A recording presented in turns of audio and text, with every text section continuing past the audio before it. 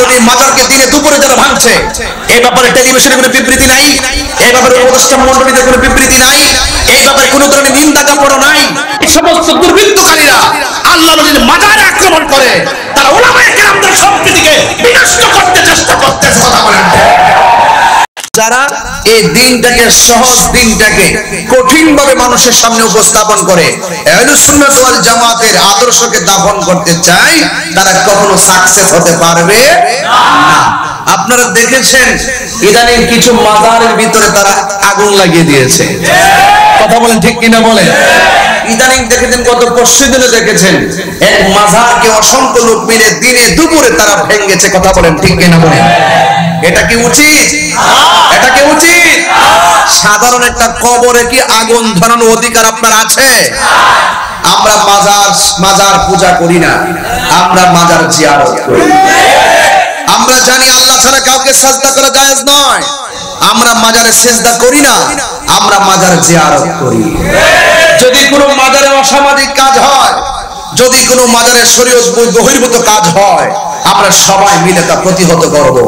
কিন্তু আপনি কারা কোন মাজারে শরীয়ত বহির্ভূত কাজ করতে পারে, হয়ে যেতে পারে, আপনি তাদের বিরুদ্ধে কথা না বলে ডাইরেক্ট ওলি আল্লাহর মাজারকে পুড়িয়ে দেওয়া, ভেঙ্গে দেওয়ার মানে হলো একটা দুর্বিসন্ধি।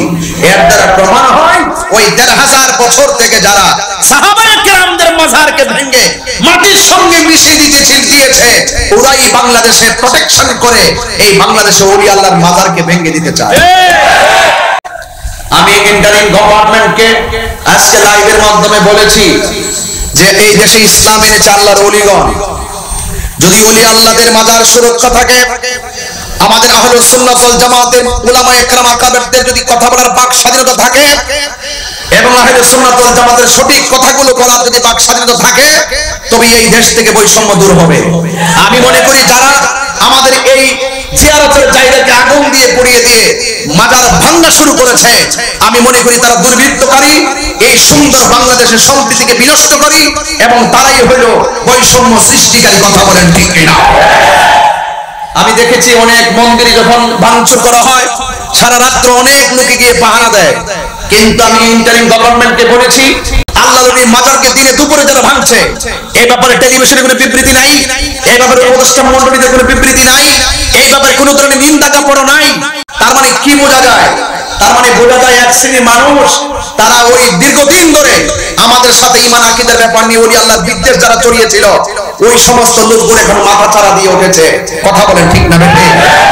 আজকে যেই সময় উলামায়ে কেরামগণ একটা ঐক্যবদ্ধের মাধ্যমে একটা প্ল্যাটফর্ম সৃষ্টি করার একটা সুবর্ণ সুযোগ এসেছে, এই সমস্ত দুর্বৃত্তকারীরা আল্লাহ নবীর মাজারে আক্রমণ করে তারা উলামায়ে কেরামদের সম্প্রীতিকে বিনষ্ট করতে চেষ্টা করতেছে। কথা বলেন।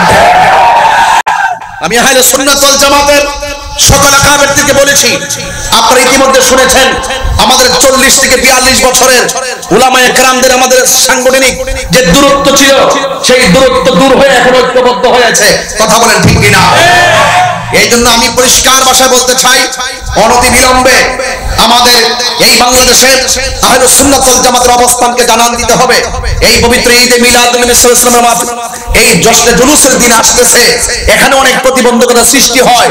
আমি বলবো, নবীর আগমনে জুলুস করতে গেলে দলিলের প্রয়োজন হয় না, নবীর আগমনে জশ্নে জুলুস করতে গেলে মহব্বতের প্রয়োজন হয়। কথা বলেন ঠিক কিনা? সব জায়গায় দলিল তালাশ করবেন না। নবী দুনিয়াতে এসেছে, এই আগমনে আমরা কি খুশি না বেজার? আমি বলবো, তরুণ যারা রয়েছে কোনো বিপদে পা দিবা না। তরুণদেরকে বলছি, ওলি আল্লাহর বিরুদ্ধে যাওয়া যাবে? ওলি আল্লাহর বিরুদ্ধে গেলে আসমানি গজব নামে। কি গজব নামে? আসমানি গজব নামে। আমি আবারও বলছি, যেই সমস্ত মাজারে শরীয়ত বহির্ভূত কাজ হয়, এটার বিরুদ্ধে সবাই ঐক্যবদ্ধ প্রতিরোধ গড়ে তুলতে হবে। কিন্তু তাই বলে কোনো ওলি আল্লাহর মাজারকে ভাঙবেন, এই সুযোগ কাউকে দেওয়া হবে না। কথা বলেন ঠিক কিনা বলেন? এই জন্য ওলি আল্লাহরা কি রওজাতে জিন্দা না মরা? আরো বড় করে জিন্দা না মরা? ওলি আল্লাহর বিরুদ্ধে যারা অবস্থান নেয় তাদের ব্যাপারে ফয়সালা দিয়ে দিচ্ছে। শুনেন, হাদিসে কুদসির মধ্যে এসেছে, মান আদালি ওয়ালিয়ান ফাকাদ আযানতুহু বিল হারবে। যারা ওলি আল্লাহর বিরুদ্ধে কথা বলবে তাদের বিরুদ্ধে ডাইরেক্ট আল্লাহ পাক যুদ্ধের ঘোষণা করেছেন। আল্লাহর সাথে মোকাবেলা করবে এমন কোন অস্ত্র কি পৃথিবীতে আছে? নাই। কারণ ওলি আল্লাহর আমার নবীর মহব্বতের কথা এই বাংলাদেশে পৌঁছে দিয়েছিল বলেই আমরা মিলাদ নবী পেয়েছি। আমরা নবীর মহব্বত জানতে পেরেছি, আমরা হককে জানতে পেরেছি। কথা বলেন ঠিক কিনা? मैं तो बीमारे नबी हूँ। MBN TV একটি ইসলামিক ইউটিউব চ্যানেল।